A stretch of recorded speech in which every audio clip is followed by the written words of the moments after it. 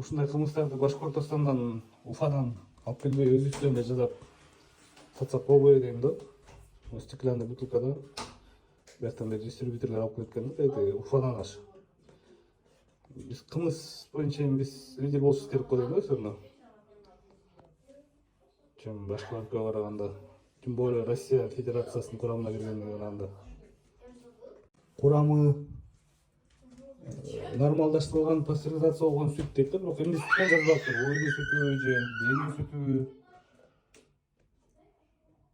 Түшүнүксүз. Азыр ичип көрөбүз.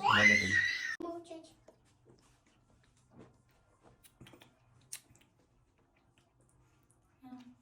Там эме го, туг эме да, мёд да. Бал кошулган да. Что нет? Дашь мне? Дай. Бузол. Самопиха, да? Облепиха, да, что такое? Ну непонятно, просто что эмес мындай жөлө. Я хочу попробовать. Сүткө бир облепиха кошуп койгон да. Ну как бузол. Я хочу. Ну, приятно пить.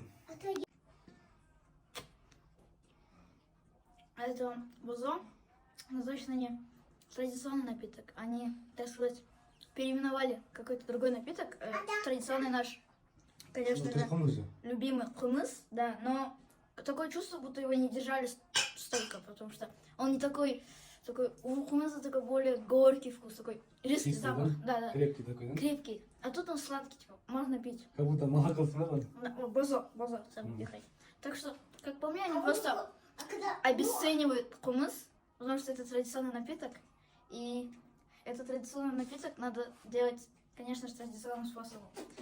А так, да, вкусно. На один раз получится. И что, как куры пахнет?